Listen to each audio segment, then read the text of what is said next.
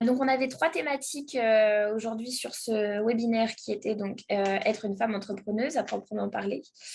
Comment ça se passe? Est-ce que vous avez rencontré des difficultés ou au contraire, est-ce que ça a été plus simple que ce que certaines ont pu vivre? Ensuite, on avait toute la thématique de entrepreneuse deep tech. Donc, est-ce que ça apporte une problématique supplémentaire d'être dans la deep tech? Et ensuite, comment s'implanter à Paris-Saclay? Par quelle structure vous êtes passé? Quels conseils vous auriez? Voilà un petit peu. On va peut-être commencer donc avec chacune votre témoignage sur l'entrepreneuriat de manière assez simple. Comment vous l'avez vécu, comment vous avez voulu entrer dedans et aujourd'hui comment vous le vivez. Du coup, je vais peut-être reprendre dans l'ordre. Corinna, si tu veux nous dire un petit mot là-dessus. Ouais, ouais, ouais. Alors, ben, moi, j'ai démarré l'entrepreneuriat il y a maintenant presque 20 ans, hein, je suis plus, toute jeune. Mais j'ai commencé, c'est vrai,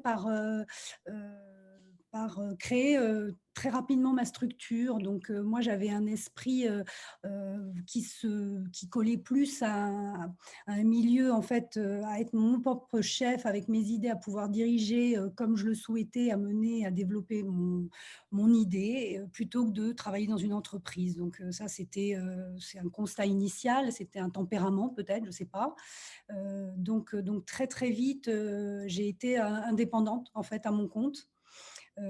Ça, c'était, donc il y a pas mal d'années, et j'étais dans des domaines assez généralistes. Je faisais du business développement pour d'autres entreprises créées par des femmes, dans des domaines très divers. Donc, voilà. Ensuite, j'ai fait une transition, et ça, c'est assez récent, vers la deep tech. Et là, effectivement, on abordera dans un deuxième temps, c'est plus la thématique se complexifie, on va dire, parce qu'on aborde des sujets, c'est vrai, plus lents, coûteux, et du coup, ça demande peut-être un investissement encore plus important. Ça, c'est mon constat à l'heure actuelle. Voilà, depuis 2017, je suis dans la deep tech. Avant, j'étais plutôt dans des développements de compagnies, sur des thématiques plus généralistes, et surtout qu'il y avait un produit à mettre sur le marché très rapidement. Donc Et du c'est coup, tu penses que être femme entrepreneuse, ça a été un peu plus compliqué, tu penses, que d'être un homme quand tu as voulu te lancer dans l'entrepreneuriat?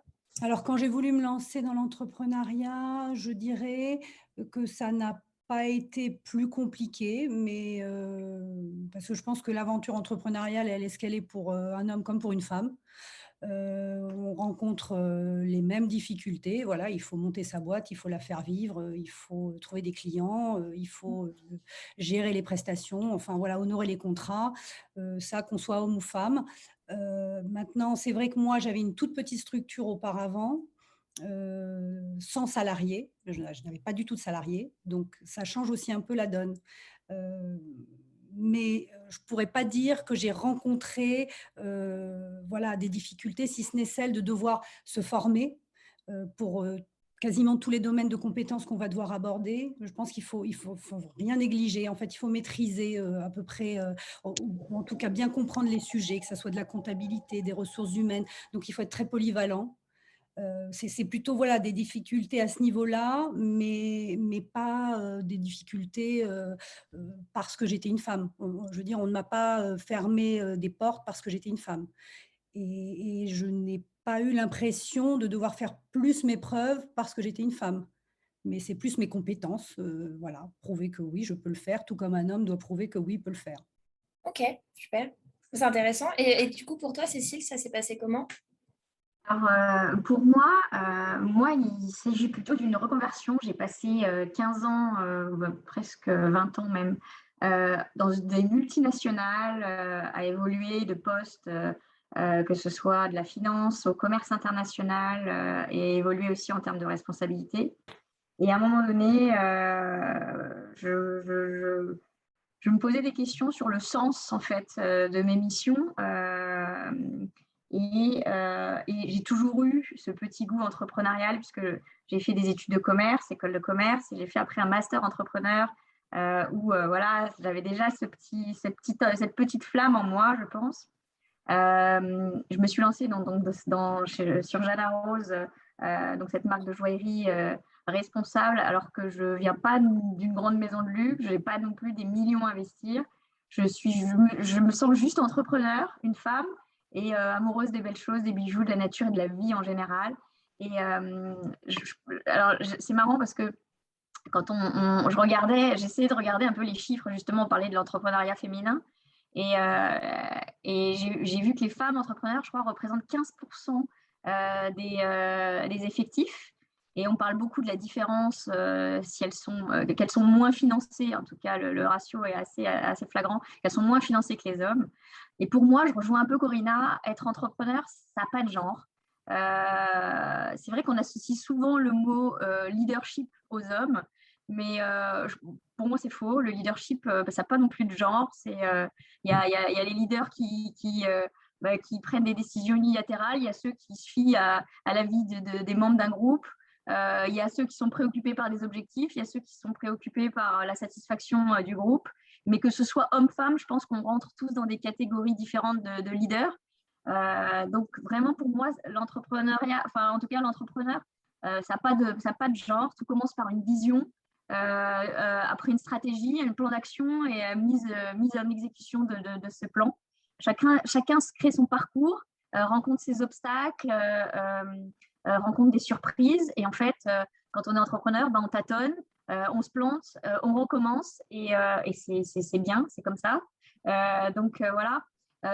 Pour moi, en fait, ce que je voulais dire, c'est que ça n'a pas de genre et je trouve que le succès, il ne se mesure pas forcément aux obstacles traversés, si certains considèrent qu'être femme, c'est un obstacle, mais plutôt aux résultats obtenus. Et c'est ça, pour moi, le succès d'un entrepreneur, c'est les résultats, en fait. Donc, je dirais que pour moi, être entrepreneur, ça n'a pas de genre et que voilà, il faut savoir s'adapter, sortir de sa zone de confort et apprendre, se remettre en question et avancer. Voilà. Merci beaucoup, Cécile.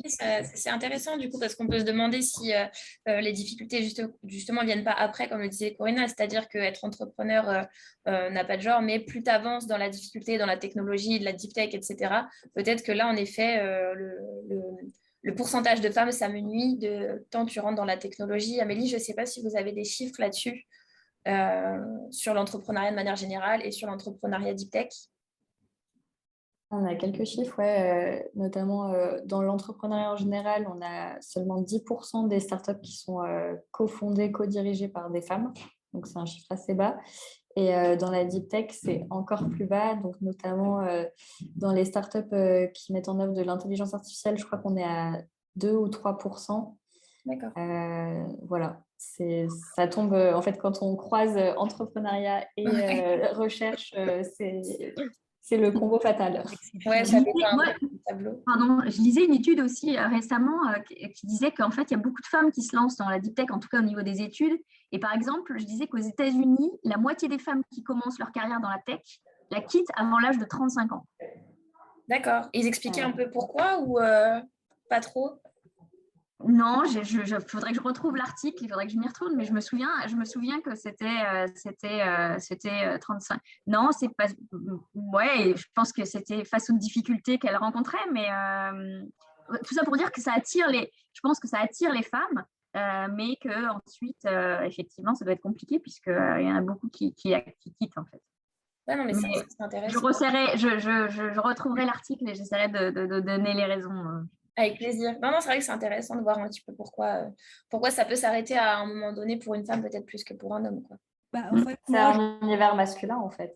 Ouais, il y a déjà l'univers masculin et puis moi, de par l'expérience aussi, il y a les maternités, on ne va pas se mentir. Et Oui. il y a un moment où il faut arriver à combiner les deux, mais ça se combine. Hein, je veux dire, on arrive à le faire très, très bien. Ce n'est pas plus fatigant que d'être salarié dans une entreprise et d'élever ses enfants. Mais voilà, c'est tout un système, une organisation qu'il faut mettre en place. Donc, je pense que ça fait partie aussi du fait que les femmes se retirent, décidant de privilégier peut-être quelque chose d'un peu plus calme, parce que c'est vrai que comme disait Cécile, il y a des hauts, il y a des bas, il faut parer aux urgences, on est amené, enfin les horaires, on se les fixe soi-même, mais des fois ils peuvent être à rallonge, tout comme ils peuvent être raccourcis quand besoin. Donc, il y a ce problème-là d'une part. Et effectivement, après, dans la tech et dans la deep tech, donc là, moi, la partie qui me concerne plus, ça devient très masculin parce qu'il n'y a pas de femmes, ou très peu. Du coup, bah, les hommes se retrouvent entre eux. Donc là, c'est vrai qu'une femme fait plus office de... Voilà, c'est pas un cas courant. Et là, il faut arriver effectivement à... euh, je n'utiliserai pas le terme s'imposer, mais il faut trouver sa place dans un monde d'hommes. Parce que c'est Ouais. vrai que ça reste un monde d'hommes. Non, non, c'est sûr. Voilà. Je ne sais pas si je peux me permettre un commentaire sur ce sujet. Avec plaisir. Je pense qu'on a exactement la même situation dans les géosciences et dans les sciences, certaines sciences comme ça, où le sujet est un peu étudié. Et ça fait très longtemps qu'il y a autant de femmes que d'hommes qui font une thèse et qui essayent de se lancer dans la carrière. Et les femmes qui font carrière ont des enfants. Mais la question, c'est le retour au travail après les enfants. Et la promotion des femmes, en fait, est-ce que les femmes, on leur donne un poste? Est-ce qu'on les auditionne autant que les hommes? Donc, ça fait des générations qu'il aurait dû y avoir autant de femmes que d'hommes quasiment dans toute la hiérarchie. C'est souvent une idée fausse de croire qu'il n'y a pas de femmes à la base. C'est ce que disait Cécile. Et c'est juste un problème de progression et c'est plus des limites qui sont posées par les autres, en tout cas dans les géosciences. Et du coup, ça me fait poser la question de dire peut-être qu'effectivement, on parle d'avoir des enfants, etc. chez les femmes, surtout ça se rapporte aux chiffres 35 ans que j'évoquais. Est-ce que c'est pas plus difficile après de revenir dans un milieu comme la deep tech, où c'est quand même très pointu, où ça avance très vite, que de revenir, par exemple, je sais pas, en ressources humaines, ou enfin, je dis n'importe quoi, mais je veux dire, il y a peut-être des secteurs qui sont plus compliqués quand on s'absente un petit peu. D'y revenir et de garder, je ne sais pas, c'est une question que je pose en fait. Et à ce sujet, la pandémie a encore aggravé les choses parce que j'avais lu, je ne sais plus, je t'enverrai la source, Alison, Ouais. si je la retrouve, mais que les chercheuses avaient beaucoup moins publié depuis le premier confinement et à la suite, donc ces 2 dernières années. Il y a eu beaucoup moins de publications de chercheuses que de chercheurs parce qu'il y a eu toutes les perturbations de l'espace domestique qu'on a connu avec le confinement. Et en fait, les femmes se sont retrouvées, mine de rien, à reprendre les tâches où elles sont socialement appelées depuis des générations. Et en fait, ça a fait un gros passage à vide pour la recherche, en tout cas portée par des doctorantes et des thésardes. D'accord. D'accord, non, mais c'est intéressant et je pense que là, il faudrait voir du coup ce que ça donne d'ici les 2 prochaines années, tu vois, post-Covid. Est-ce que les choses vont changer? Est-ce que ça va voir un peu ce que ça donne? Du coup, Clémence, on en avait discuté un peu par téléphone. Tu m'expliquais que tu n'avais pas trop eu de difficultés en termes d'entrepreneuriat. Donc, ça rejoint un peu ce que disaient Corinna et Cécile. Si tu peux un peu nous expliquer enfin, ton arrivée dans l'entrepreneuriat et comment tu l'as vécu. Oui. Alors du coup, j'ai moins de carrière que, que Cécile et Corinna parce qu'en réalité, j'ai 28 ans et j'ai fait mon master à Dauphine et après, justement, j'ai eu, après mon année de césure, mon premier enfant. Donc, je n'ai pas été directement sur le marché du travail. D'ailleurs, je n'y ai pas été du tout. Et en fait, j'ai toujours voulu entreprendre moi aussi. Donc ça, c'était un souhait depuis le début pour plein de raisons. Je voulais être mon propre patron, je voulais donner du sens à mon travail, prendre les décisions, que ce soit ma vision, mes valeurs. Et je voulais aussi avoir une vie pro, vie perso, justement, qui soit bien équilibrée. Et je trouvais, contrairement à ce que parfois on peut entendre, que dans l'entrepreneuriat, on pouvait justement réussir à trouver cet équilibre qui était parfois plus difficile à négocier dans le milieu salarial. Même si il y a énormément de mises à jour, il y a énormément de choses qui sont faites justement autour de ça, mais ça dépend justement du secteur, ça dépend des entreprises, petites, grandes, etc. Donc voilà. Et j'ai commencé à travailler sur Bagnole en 2017, quand ma fille, enfin un petit peu avant que ma fille naisse. Et en fait, j'ai eu une deuxième et je continue à travailler. On arrive à s'organiser. Alors oui, c'est parfois un petit peu particulier parce que j'ai un call, on entend l'autre, surtout avec le Covid et tout, on entend l'autre crier derrière. Les gens s'y fait. Voilà, ils s'y font. Je pense que la plupart des personnes ont des enfants, que ce soit des hommes ou des femmes. Et ceux qui n'en ont pas ont des neveux, des nièces. Voilà. Donc, je pense qu'en général, j'ai jamais eu de soucis par rapport à ça. J'ai jamais eu de soucis par rapport au fait que je sois aussi une femme. Après, je pense que une femme doit bien connaître son sujet. C'est-à-dire que souvent, on va peut-être, surtout quand on est dans de la tech, se demander si la personne, c'est juste une façade ou si vraiment elle connaît le sujet en profondeur. Je ne suis pas du tout issue de la tech, mais je connais très très bien mon sujet pour le coup, et il faut le montrer. Il faut avoir confiance en soi.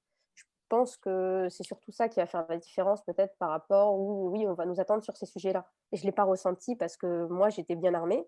Après, je pense que voilà, si on est bien armé, qu'on a on arrive à associer la bonne éloquence et en même temps la bonne connaissance, il n'y a pas de raison qu'on réussisse moins que les hommes. Après, quand on parlait justement de la part des femmes, etc., c'est vrai qu'on est sur des milieux professionnels où les hommes sont majoritaires. Donc, en fait, les avancées qui ont été faites dans les accords de branche, dans tout ça, n'ont pas forcément été faites dans ces industries-là. Donc, du coup, c'est sûr que c'est dans des industries qui sont peut-être un petit peu plus retardataires sur les sujets de la maternité, sur les sujets du mercredi, sur les sujets voilà, classiques. Et donc, voilà, il y a un travail à faire, mais ça ne veut pas dire que nous, on ne peut pas le faire. Donc, ça peut être d'autant plus intéressant. Mais non, je ne me suis jamais sentie mise à l'écart parce que j'étais une femme. Bien au contraire. Enfin, bien au contraire. En tout cas, je n'ai jamais ressenti. Et que ce soit au niveau autant des investisseurs que des partenaires, que de collègues, que d'autres personnes qui sont beaucoup plus tech que moi. Voilà. On n'a jamais demandé à ce que ce soit ton cofondateur, par exemple, qui soit présent ou autre. T'as jamais eu de soucis Non, avec ça? parfois, mon cofondateur, pour le coup, qui est CTO, est quelqu'un qui est plutôt mal à l'aise à l'oral. Donc en fait, tu le sais, Alison.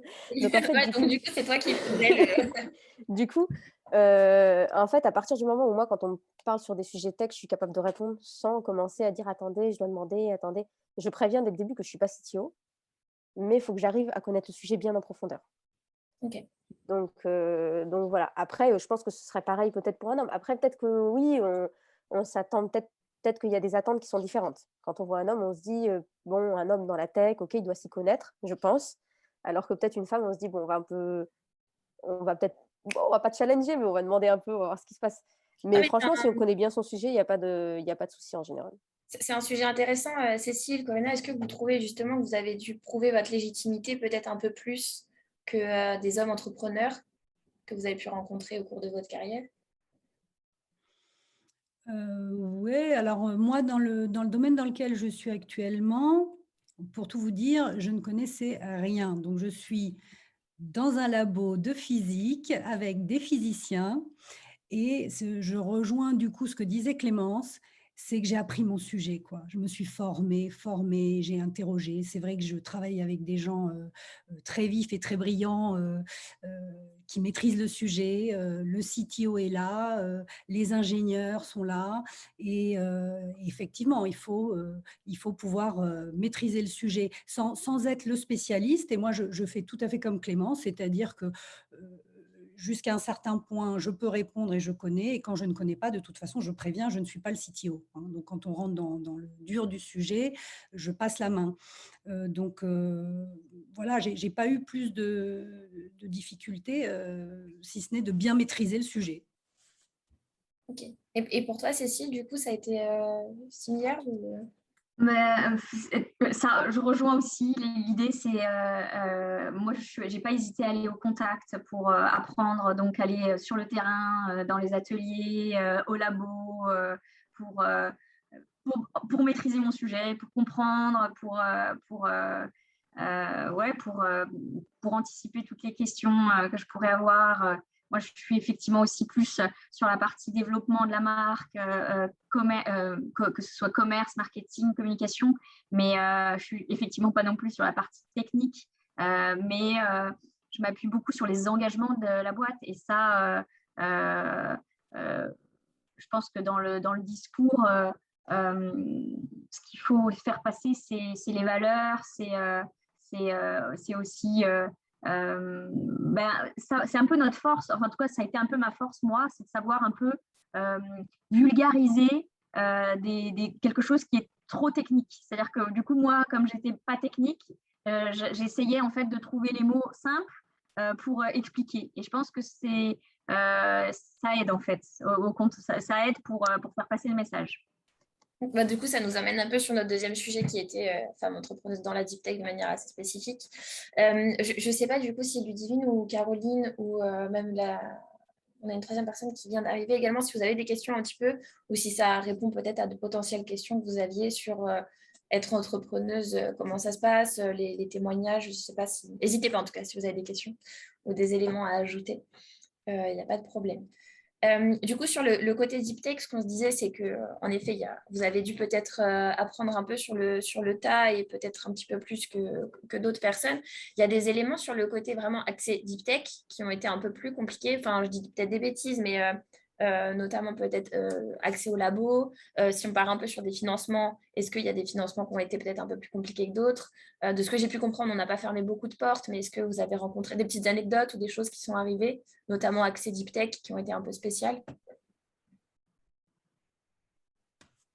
Moi, j'ai enfin, une toute petite anecdote, mais avec un des ateliers de fabrication, j'ai un monsieur qui systématiquement, je lui pose une question, systématiquement, il appelle mon associé pour répondre. Alors, c'est pas une anecdote, c'est-à-dire qu'effectivement, il considère que moi, je suis moins du métier. Je pense pas que ce soit lié à ce que je sois une femme. Enfin, j'espère pas. En tout cas, j'ai jamais voulu me dire ça. Mais voilà, je lui pose une question, il me répond jamais. Systématiquement, il appelle mon associé qui est plus technique, mais et c'est certes sa partie technique aussi. Mais c'est vrai que du coup, voilà, c'est la petite anecdote à chaque fois je continue quand même à lui poser des questions. On ne sait jamais. Il n'aime pas trop mes questions en général, mais je continue. Mais voilà, il continue à ne pas me répondre. Mais voilà, c'est pas. Je pense pas que ce soit lié à ce que je sois la femme. Il préfère s'adresser à quelqu'un de plus technique, j'imagine. Avec de la persévérance, on y arrive. Ouais, j'abandonne pas. Amélie, il y a peut-être des femmes au sein de Willa, ça peut être intéressant. Du coup, je me permets de prendre comme porteuse de parole de Willa. Les femmes que vous avez accompagnées, peut-être côté Deep Tech, est-ce qu'elles ont eu particulièrement des problèmes qu'elles ont rencontrés et auxquels elles ont pu faire face avec quelques astuces ou autres? Alors, nous, on a eu de belles success stories, entre guillemets, avec quelques entrepreneurs qui ont réussi à lever des fonds et à lever des fonds assez importants. Je pense à Jeanne d'Everzoom, par exemple. Après, c'est vrai que l'accès au financement pour les femmes est quand même plus compliqué en général. Et de manière générale, les fonds alloués quand les femmes arrivent à avoir accès à des financements sont 54%, il me semble, moins élevé que quand c'est des hommes qui font ces levées de fonds. Donc ça, c'est le chiffre qu'on a. Après, je réfléchis un peu à des cas où ça a été compliqué de lever. Je n'ai pas d'exemple en tête particulièrement. Mais en tout cas, sur les chiffres, il y a quand même une tendance qui est que 54% de fonds alloués en moins, quoi. Ouais, ça se montre quand même, mais vous pensez qu'il y a une explication à ça quand même de pourquoi la femme peut moins... Enfin, tu vois, dans l'idée, pourquoi il y a des levées de fonds moins importantes pour des femmes? Il y a des biais déjà qui sont que les femmes osent moins demander et osent moins demander de grosses sommes. Donc, ça va être tout de suite des sommes un peu moins conséquentes souvent. Enfin, ça, c'est des biais qui viennent de toute l'éducation, de tout ce qu'on peut apprendre à travers leur parcours aux femmes, à rester à sa place, ne pas trop en demander, ne pas trop prendre de place, etc. Donc, ça se retrouve sur les montants qui sont levés. Et puis après, il y a aussi que l'entrepreneuriat, c'est souvent connoté monde d'homme. Donc, il faut faire sa place, comme disait, je crois que c'était Corinna, il faut s'imposer et ce n'est pas évident pour tout le monde. D'accord. Et enfin là, du coup, de ce que je me souviens de vous trois, Cécile, Corinna et Clémence, il n'y a que Cécile qui a fait une levée de fonds, si je ne dis pas de bêtises. Corinna, vous en avez fait une? Non, pas de levée de fonds, nous. Pour Non, l'instant, c'est du financement non dilutif qu'on a. D'accord, ok. Et Clémence, il n'y en a pas non plus, hein, si je ne dis pas de bêtises? Non, pas encore. Moi, je n'ai pas fait une vraie levée de fonds, j'ai fait un crowdfunding. Mais, enfin, si, c'est une levée de fonds, mais c'est ce qu'on appelle la love money. Donc, c'est pas tout à fait pareil. Je n'ai pas affronté d'investisseurs en face. Ouais, ce n'est pas pareil. Oui, mais bah, peut-être bientôt. On croise les doigts. Ouais. Mais du coup, là, sur la manière dont tu as appréhendé en tout cas ce crowdfunding, est-ce que tu as été quand même au front un peu sans réfléchir ou est-ce que, comme disait Amélie, tu avais peut-être cette réflexion de ne pas trop oser en demander? Sur le crowdfunding, je ne demandais pas les fonds comme ça direct. Je présentais en fait les projets de ma première collection et je lançais un système de précommande. En fait, l'idée c'était de voir Est-ce qu'il y a la demande sur est-ce que les gens sont réceptifs aux valeurs et pour acheter, pour passer à l'acte d'achat. Donc ça, c'était vraiment le test pour nous, mais c'était pas une levée de fonds simplement, c'était pas de l'argent qu'on demandait, c'était vraiment un passage à l'acte au niveau de l'achat de bijoux éthiques et éco-responsables. Et voilà, c'est ce qui nous a permis de dire, OK, bah, on lance notre première collection, il y a une appétence, il y a quelque chose, on y va. C'est pas tout à fait pareil. Ok, ça marche. Ouais, donc là, on va être un peu en amont pour pouvoir discuter du coup de côté levée de fonds. Mais, et côté, parce que du coup, ça, on en reparlera après, mais vous avez quand même trop un lien avec Paris-Saclay, quel qu'il soit, et avec une implantation assez importante. Du coup, côté labo, donc Corinna, tu viens d'un labo, si je ne dis pas de bêtises. Alors, ouais, moi, le projet vient du labo. Ouais. L'autre fondateur vient d'un labo puisque il est directeur de recherche au CNRS.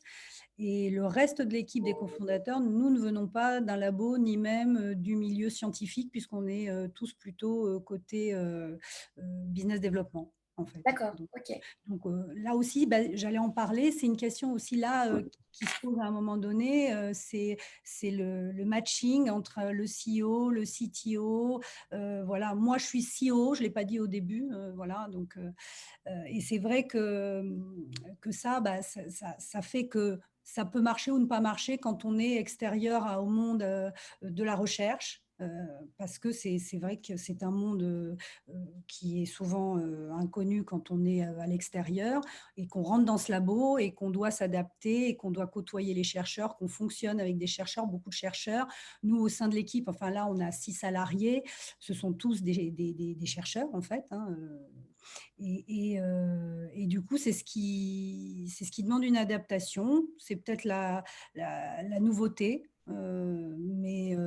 Donc oui, je suis basée dans un labo, je travaille avec des chercheurs, mais on a monté ce projet et on le développe pour aller vers une industrialisation. Donc il y a aussi cette complexité et ça, c'est un peu aussi la deep tech, c'est-à-dire qu'on est encore dans le milieu académique parce qu'on utilise encore toutes les ressources du laboratoire et qu'on ne pourra certainement pas s'offrir pour le moment, mais en même temps, on doit avoir cette vision d'aller vers l'industrialisation, donc sortir de cette recherche fondamentale pour l'amener vers l'industrialisation. Donc, il y a aussi un état d'esprit qui doit s'opérer au sein de la start-up et avec les chercheurs qui sont en fait des salariés maintenant de la start-up. Donc, il y a dans ce milieu deep tech, c'est peut-être cette difficulté-là qu'on rencontre quand on a un projet qui est issu d'un laboratoire. Parce qu'il faut arriver à le sortir du laboratoire tout en restant dans le laboratoire. Moi, c'est vraiment mon constat. Donc, je pensais je vois plus son prénom, mais qui va participer à la prochaine édition de Willa. Voilà. Caroline. Caroline, qui est, donc, si j'ai bien compris, doctorante chercheuse ou postdoc, je ne sais pas. Mais voilà, le challenge, et il est vraiment passionnant parce qu'en fait, on se dit, voilà, j'étais dans la recherche fondamentale, j'avais ce projet, je sais que je peux en faire quelque chose et l'amener pour une cause sociétale et qui, moi, me porte et me parle. Et je vais le sortir du labo et je vais l'amener au grand public, entre guillemets, quoi. Et ça ne restera pas dans le labo. Donc ça, c'est une super aventure. Non, ça c'est top. Caroline, tu avais un petit peu des appréhensions sur ça, sur l'idée de sortir un peu le labo du projet ou pas tant? Moi, j'ai que des appréhensions. J'ai jamais voulu être entrepreneur. Je n'ai pas la fibre commerçante du tout. Mais j'ai toujours pris la place d'organisatrice, chef, truc, à chaque fois que j'ai entrepris finalement quelque chose. Donc, je pense que la pandémie a participé aussi un peu à un raisonnement de ce que j'avais envie de faire dans ma vie. Et il se trouve que j'ai fait des cultures de certains organismes qui sont capables de stocker du CO2 sous forme de roches. Et ce n'est pas quelque chose qui est commun dans le monde, ces cultures-là. Et je n'imagine pas un futur où ces organismes-là ne participent pas à remédier aux problèmes de CO2. Et je réfléchissais et ça ne m'a jamais semblé être une technologie en soi, puisque c'est quelque chose qui existe dans la nature. Moi, c'est mon objet d'étude, en fait. Mais en prenant un peu de recul, justement, en n'étant pas dans le labo, j'ai eu des enfants et tout ça, je me suis dit, mais en fait, à la base, les algues qui font du biofuel aussi, c'est pareil, juste elles existent, c'est pas une technologie, la technologie, c'est de le faire à grande échelle, etc. Et je connais pas beaucoup de gens qui font ça, tout simplement. Donc, je me suis dit, en fait, il faut que ça commence par moi. Donc, je sais pas du tout si c'est vraiment applicable. Il faut commencer par déterminer vraiment les rendements. Il y a des idées de rendement parce que c'est étudié dans la nature. Et dans la nature, c'est pas dans le labo, sachant que dans le labo, ça peut être encore mieux. Donc, j'ai que des appréhensions. Et après, sur le côté femme entrepreneur, moi, je vois toutes les difficultés en sciences dont je suis bien consciente. On a exactement les mêmes problèmes sur les financements qui sont même, c'est de l'autocensure, mais c'est peut-être aussi de la parcimonie. On a peut-être tendance à juste à être peut-être plus réaliste, on gère souvent mieux les budgets. Et puis, il y a aussi un côté, le plus gros problème en sciences, je trouve, c'est le côté social, c'est-à-dire que tous les événements sociaux avec plein d'hommes, ça a tendance, surtout quand on est une jeune femme, à être un peu étrange, avec des comportements limites. Donc, les femmes ont tendance à s'auto-exclure de ces choses-là. Il y a des conversations aussi autour du café où on parle notamment de financement, du prix des outils, des grosses machines, les choses, on ne peut pas les inventer. Il faut le savoir, il faut discuter avec des personnes plus vieilles. Et souvent, ce n'est pas les conversations que les chercheurs ont avec les jeunes chercheuses. Donc ça aussi, c'est compliqué. Ça, en fait, c'est des limites. Disons qu'on n'a pas au quotidien l'impression qu'on nous dise non, toi, tu ne viens pas, mais c'est après de plusieurs années qu'on se rend compte qu'on n'était pas dans telle conversation, que telle personne a eu plus d'informations que nous, et c'est des bâtons dans nos roues. Donc, je sais comment ça se passe dans la recherche. On se trouve des réseaux, on se trouve des personnes aussi qui n'ont pas ces comportements-là avec nous pour avancer. Mais alors, dans le milieu de l'entrepreneuriat, ça me paraît encore pire. Et je viens de démarrer une activité d'artiste et j'ai participé à mon premier salon ce week-end et j'ai découvert un autre truc qui alors là, ça me pétrifie. C'est que on est dans une situation de vente. Donc moi, je déteste ça, c'est horrible pour moi. Et il y a l'aspect séduction qui entre en jeu avec des personnes qui sont à nouveau aux limites. Et ça, alors là, pour moi, c'est ingérable. Je déteste ça. Et donc, je ne sais pas comment on peut gérer. Parce qu'en tant que scientifique, je peux mettre court à toute situation de séduction, juste on parle de science.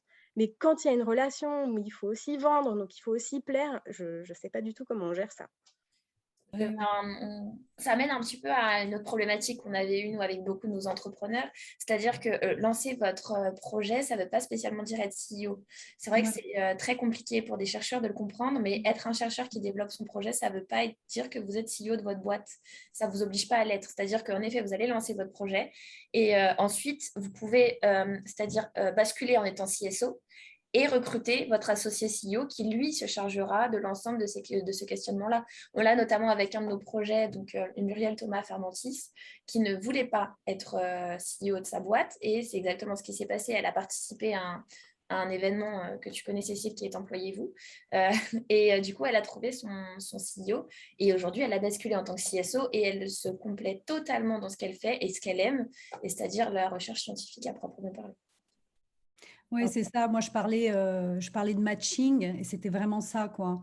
On n'est pas du tout obligé de faire ce qu'on n'aime pas, hein. Après, il faut trouver le bon associé ou la bonne associée. C'est vrai que le tandem doit fonctionner parce que, comme tu le dis, Caroline, c'est partie intégrante du projet. Il faut vendre le produit à un moment donné. Tu n'aimes pas faire ça, donc l'autre personne le fera, mais tu auras quand même ton idée, ton point de vue. Et c'est pour ça qu'il faut que le tandem fonctionne parce que il faut que vous soyez sur la même ligne, quoi, hein. Mais effectivement, comme dit Alison, il n'y a aucun problème à ne pas aimer faire quelque chose et on n'est pas obligé de tout faire. Par contre, encore une fois, je reviens à l'idée, il faut connaître le sujet, même si on ne le traite pas soi-même directement, pour pouvoir opiner, pour pouvoir donner des pistes pour la stratégie, pour le développement. Et puis l'autre personne va porter face au public les idées. Mais effectivement, donc je pense que ça, c'est un souci qui se lève assez facilement, on va dire. Et puis, ouais, faut pas avoir peur de se dire je le fais pas. Tu vois, c'est pas spécialement, ça veut pas dire que tu sais pas ou que tu veux pas. C'est juste que chacun et s'occupe de son métier, chacun fait ce qu'il sait faire. Et si tu n'en as pas envie, de toute manière, quelqu'un qui ne veut pas ou qui n'est pas à l'aise, ça se voit tout de suite. Et c'est dommage parce que ça peut un petit peu être négatif pour le projet. Du coup, s'il y a des choses sur lesquelles tu te sens plus à l'aise, il ne faut pas avoir, comme dit Corinna, il ne faut pas avoir du tout de problème à dire ça non. De toute manière, je ne le ferai pas bien, donc ça ne sert à rien. Par contre, la partie scientifique, je gère très bien. Et dans ce cas-là, laissons à ceux qui aiment le faire et qui savent le faire toute la partie CEO et commercialisation. D'ailleurs, ce que disait Clémence avec son CTO et elle CEO, le CTO qui n'aime pas du tout parler, qui est plutôt introverti, si j'ai bien compris, et puis Clémence qui va au front, quoi. Non, ouais, voilà, je pense que la répartition est quand même plutôt bien faite. Clémence, vous êtes 2, c'est ça, de mémoire? Non, on est 4. Alors, on est 4 pour le coup, on est 3 femmes et un homme. D'accord, c'est bien, c'est une bonne nouvelle. Après, on a une seule, voilà, lui, il est essentiellement sur la partie tech et après, le reste, c'est des fonctions plus support. Moi, je suis CEO. On a une personne qui est à mi-temps, qui est CMO, donc qui s'occupe de tout le plan de com, et une autre personne qui est CFO, qui s'occupe de la partie finance. Après, oui, c'est vrai qu'il est un peu introverti. Après, quand il est en petit comité, il va être à l'aise pour parler. Il faut savoir être à l'aise dans son domaine. Mais après, on n'est pas obligé d'aller sur des choses qu'on n'aime pas. Alors parfois, on n'est pas obligé. Alors attention, c'est vrai qu'à parfois, un petit peu au début, on est obligé. Parce qu'on est entrepreneur et qu'on n'a pas trop le choix, en fait. Donc, la partie finance, par exemple, moi, c'est pas que j'apprécie particulièrement, mais j'étais obligée. Il y a plein de sujets où on est obligé de manger du juridique, de faire tout ça, alors que c'est pas forcément notre dada. Après, toi, si au début, tu es un peu obligé, au début, tu ne vendras pas de toute façon, forcément direct. Donc, en fait, tu vas surtout essayer de fédérer autour de ton projet. Donc, petit à petit, quand tu vas réussir à fédérer, tu fédéreras aussi justement des futurs associés. Et c'est là que tu pourras trouver ta perle, du moins je l'espère, avec quelqu'un qui pourrait représenter la société et qui fera que toi, tu te consacreras davantage à ton domaine et l'autre personne à son domaine. Voilà. Ça n'empêchera pas que tu puisses insuffler toute la vision aussi et toutes les valeurs. C'est pas dissociable en fait. Voilà. Ça répond un petit peu à ton questionnement, à ton interrogation, Caroline? Moi, j'avais déjà identifié qu'il fallait pas que je sois CEO. C'est pas. Donc ça répond à cette intuition que j'avais par contre.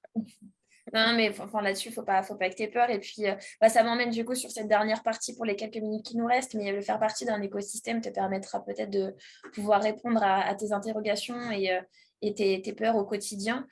Du coup, sur la partie Paris-Saclay, on a de la chance du coup d'avoir 3 femmes qui ont participé à différents événements de Paris-Saclay et qui pourront du coup parler un petit peu de tout ce que propose l'écosystème. Corinna, du coup, bon, pour le coup, on est sur un écosystème Willa à Paris-Saclay pour Corinna parce qu'elle a participé au premier bootcamp de Willa. Et aujourd'hui, elle est également au board de la French Tech Paris-Saclay. Donc, elle est un peu vraiment au cœur de l'écosystème. Cécile, du coup, a été co-accompagnée par Incub'Alliance et SkiCube et a participé à un événement qui s'appelait Employez-vous. Qui a permis de mettre en relation des personnes en recherche d'emploi et des personnes en recherche d'associés. Pour le coup, elle ne cherchait pas d'associés, mais c'était pour pouvoir développer le projet et elle était en relation du coup avec Jam Concept pour pouvoir discuter un peu de tout ce sujet autour de la joaillerie. Et Clémence est entrée dans l'écosystème de par French Tech Tremplin, qui est donc un programme pour s'ouvrir avec des personnes sur des milieux sociaux un peu particuliers, si je puis dire, Clémence. Donc voilà, donc si vous voulez un petit peu peut-être parler un peu chacune de vos expériences vis-à-vis de Paris-Saclay et comment, quelles astuces, quels conseils vous pourriez peut-être donner sur l'implantation, l'arrivée sur l'écosystème. Cécile, si tu veux commencer. Moi, effectivement, quand on a une vision, comme je disais tout à l'heure, le plus dur, c'est la mise en forme, enfin la mise en forme, oui. Et c'est ce que m'a vraiment donné cette incubation à Incub'Alliance et SkyCube. C'est effectivement, alors ça commence par l'incubation commence par 2 mois, ça s'appelle le Genesis Lab, 2 mois hyper intenses à 100%, où on apprend à définir ce que c'est que notre proposition de valeur, monter un business plan, quel type de document il faut avoir pour savoir vendre son projet, que ce soit l'executive summary, 2 pages sur ton projet, ou enfin, voilà, différents outils. Et puis, se poser aussi les bonnes questions, quelle est ma cible, et tout ça, en fait, c'est vraiment ce que m'a offert cette formation Genesis Lab, en me disant, en me posant les bonnes questions, en échangeant aussi avec les autres entrepreneurs qui étaient là avec moi dans cette formation, puisque c'était vraiment hyper appliqué à nos projets. Donc, on avait cette partie un peu théorie, voilà, ce qu'il faut faire, et puis ensuite, on la mettait en place sur nos différents projets. Et en plus, on échangeait sur nos différents projets. À la fin, moi, j'étais capable de vendre le projet du copain aussi bien que le mien, quasiment, parce que à force de travailler sur les sujets, voilà. Donc, donc, effectivement, être accompagné d'experts dans certains domaines, et notamment au début pour consolider les fondements, en fait, du projet. Je trouve que c'est hyper important. Échanger avec les autres entrepreneurs, ça, c'est encore vital. C'est ce que disait Alison, mais c'est vrai que du coup, c'est dans le cadre de l'incubation que j'ai rencontré aussi mon partenaire, Diam Concept, qui crée des diamants en laboratoire. Et voilà, tout ça, ça se crée, c'est des opportunités, c'est des rencontres, et puis c'est être accompagné par des experts, se poser les bonnes questions. Après ce Genesis Lab, cette formation, on a un suivi aussi tous les mois avec différents experts, que ce soit produits, finance, enfin voilà, il y a différentes thématiques, mais qui nous permettent de juste débloquer quelques questions parfois, qui nous permettent de poser des bonnes questions encore une fois. Et voilà pour mon expérience en tout cas. Merci beaucoup, Cécile. Corinna, du coup, toi, qui n'a pas été incubée pour le coup, Incube Alliance, mais qui connaît quand même beaucoup l'écosystème de Paris-Saclay, donc ça peut être intéressant également d'avoir le côté, mais de l'autre côté, quoi, côté labo, côté écosystème industriel, etc. Oui, alors est-ce que j'allais essayer d'expliquer un peu ça. C'est vrai que l'écosystème Paris-Saclay, il est très riche, il est vraiment très complet à tous les stades de développement du projet. Et c'est vrai que quand on est au labo, ça, Caroline, tu le connais peut-être, c'est la prématuration de ton projet. Je crois que tu as mentionné tout à l'heure, tu disais, voilà, j'en suis au stade de test, voilà, j'ai fait dans mon labo, maintenant il faut que je vois si ça peut marcher à l'extérieur, tout ça. Là, il existe vraiment des programmes de prématuration avec des financements, et ça, c'est au sein du labo, tu fais ta demande, ça te permet de tester, d'avancer dans ta recherche, de faire une étude de marché, de te dire est-ce que c'est vendable, est-ce que ça n'est pas vendable. Voilà, donc ça, c'est dans les labos.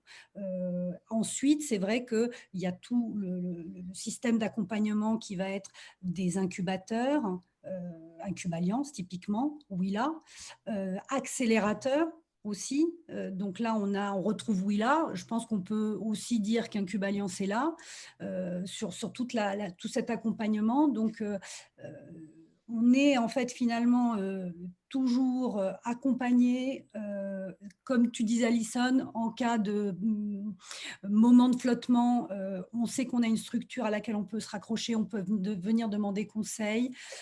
Une fois qu'on a vraiment lancé son affaire, qu'on est dans le développement, dans le vif du sujet, il y a aussi donc la French Tech, j'en parle parce que je suis membre du board, mais où là on regroupe beaucoup de startups, d'entrepreneurs, et on fait des événements et on a des permanences sur plein de sujets, et quand il n'y a pas de permanence qui vous intéresse, vous pouvez toujours solliciter la French Tech pour dire voilà, j'ai ce problème-là, qu'est-ce que je peux faire?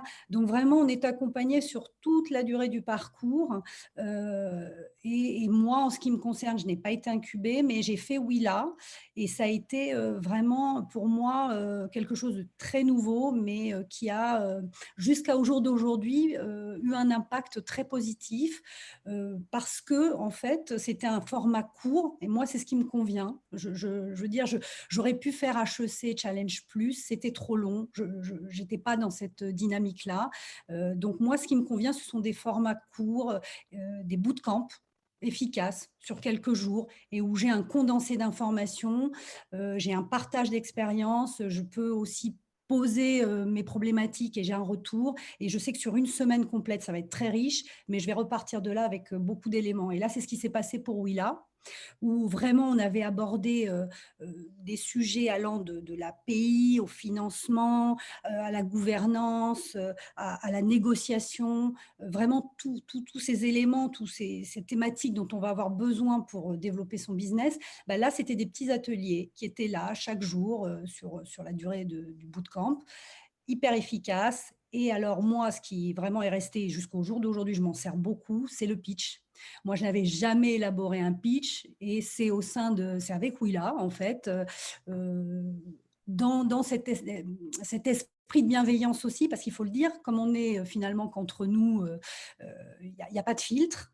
Et on est là pour apprendre et on n'a pas peur de se tromper. Et les formatrices sont très bienveillantes. Donc, du coup, c'est vrai que ce passage au pitch final, alors je ne sais pas s'il est maintenu sur les formats actuels, avec le petit Si, pitch. complètement. Et d'ailleurs, Ouais. c'est drôle que tu en parles parce que c'est souvent ce qu'on nous fait remonter. Et on en parlait avec Sama Galoussi qui a participé aussi au bootcamp. Je crois que c'était l'année d'après.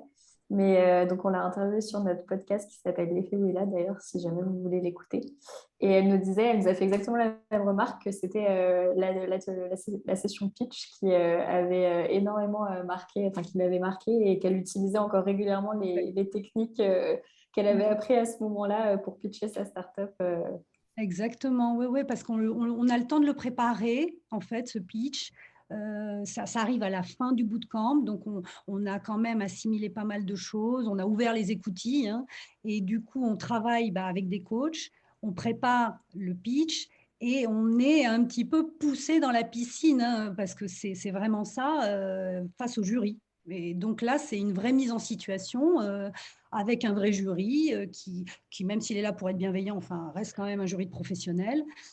Et c'est vrai que moi, l'expérience de ce bootcamp a été vraiment hyper positive, quoi.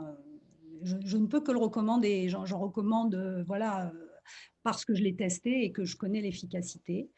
Et effectivement, le pitch, je l'utilise encore aujourd'hui. Alors, on le remanie à chaque fois, mais c'est le premier qui est resté et qui est assez efficace. Et je rebondis aussi sur ce que disait Cécile, c'est que je vulgarise, moi, n'étant pas scientifique. Donc, j'ai vraiment un storytelling très, très simple sur un sujet qui est quand même assez complexe. J'arrive à simplifier et ça, Willa m'a permis de le mettre en musique, quoi, hein. Donc voilà, c'était mon passage là. Et après, que vous dire, si ce n'est que, voilà, étant si vous êtes à Paris-Saclay ou Sky, enfin voilà, Saint-Quentin ou Versailles, enfin tout cet environnement a tout ce qu'il faut pour accompagner les porteuses de projets et sans aucun doute les mener, enfin leur permettre d'aller très loin, quoi. Donc, Et je pas rajouterais que d'inquiétude. pardon. Je rajouterais même que c'est important parce que, enfin, moi, je sais que au départ, c'était pas évident en fait. Moi, je travaillais en équipe dans une grosse boîte et la solitude en fait en tant qu'entrepreneur, elle est parfois parce qu'il y a des bons moments, il y a des mauvais moments, c'est un peu les montagnes russes et parfois la solitude, je trouve elle est parfois pesante et que non seulement, alors on disait que les ressources sont limitées aussi, hein, on n'a pas encore d'équipe, soit on est seul, soit on est deux, enfin c'est quand même limité. Et du coup, je trouve que l'environnement dans lequel on est hyper, hyper important. Ouais, non, tout à fait. Enfin, merci pour ce témoignage parce que c'est vrai que c'est quand même intéressant de pouvoir le rappeler et important de redire un petit peu tout ce que contient un écosystème et que c'est important pour les porteuses de projets. Sur les quelques minutes qui nous restent, peut-être Clémence, tu es, arrivée en incubation il y a peu, mais ça peut être quand même intéressant parce que de base, tu n'es pas du tout de l'écosystème. Du coup, ton micro est coupé. Oui, du coup, en fait, nous, ce qu'on cherchait chez Incubaliance, c'était justement cet écosystème tech, parce que notre CTO, lui, il est autodidacte. Et nous, on est tous issus de milieux plus management, vu qu'on était tous à Dauphine. Du coup, c'est vrai qu'on avait quand même cette brique qui nous manquait, cet écosystème qui était pas présent, ce système relationnel aussi, où nous, on n'avait pas toutes les relations qui permettaient de faire avancer le projet sur la partie tech aussi. Et au final, c'est vrai qu'avec alors nous, on connaît surtout Incubaliance. Après, on sait que l'écosystème est grand et on commence justement essayer de gratter un peu partout. Mais du coup, Incubalance est vraiment top. Alors, pour le coup, je n'aurais pas trop grand-chose à dire sur le Genesis, mais sur la partie incubation, c'est vraiment du personnalisé. Donc, ça permet vraiment d'avancer. J'ai vu beaucoup de structures et beaucoup de systèmes d'accompagnement qui sont ceux qui font parfois le plus de bruit. Et au final, ce n'est pas toujours les meilleurs. Elles ne sont pas mauvaises, mais on est surtout sur du global, des ateliers, des webinaires, voilà. Et en fait, Paris-Saclay, il apporte vraiment un accompagnement personnalisé pour ta boîte et pour tes problématiques. Donc, c'est vrai que chez Incubaliance, c'était ça qu'on recherchait. Pour l'instant, on a tout ce qu'on voulait. On n'est pas déçus. Et à côté, oui, comme disait Corinna, on a aussi la French Tech qui peut aider sur d'autres sujets, sur les sujets aussi de visibilité, sur les sujets de financement. Après, moi, je ne connais pas les sujets de financement au niveau de la recherche, mais il doit y en avoir pas mal. Et je pense que de plus en plus, ça commence aussi à faire en sorte de sortir les innovations qui sont issues de la recherche et d'en faire justement des startups. Donc, je pense qu'il y a une volonté là-dessus et qu'il ne faut justement pas hésiter à prendre le train en marche. Voilà, que tout est mis en œuvre et Paris-Saclay, c'est vraiment en Île-de-France un écosystème déjà qui est hyper reconnu. Donc, c'est vrai qu'en faire partie, même par rapport justement après aux investisseurs, à tout ça, c'est une grande plus-value quand même. Et voilà, après, moi, je ne suis pas du domaine de la recherche, je ne suis pas du domaine de la tech, donc j'ai peut-être une autre vision. Mais voilà ce que je peux apporter, ma piètre pierre à l'édifice. Merci beaucoup, en tout cas, Clémence, pour ton témoignage. On arrive du coup à la fin de ce webinaire, donc je ne vais pas vous prendre plus de temps qu'il n'en est, mais en tout cas, l'enregistrement est là, je vais bientôt le couper. Si vous souhaitez le revoir, le récupérer, Amélie, pour qu'on puisse peut-être le communiquer à l'ensemble des personnes. Je vous remercie en tout cas pour votre participation. Merci Corinna, Cécile, Clémence, merci à vous trois en tout cas pour votre intervention, votre témoignage. Merci beaucoup du coup également aux participantes. Merci beaucoup Amélie du coup pour ta participation également. Merci beaucoup. Merci pour Et l'invitation. n'hésitez pas à partager l'appel à projet pour le bootcamp. Du coup, on a encore 10 jours d'appel à projet et on cherche donc des entrepreneurs qui veulent se lancer dans la deep tech.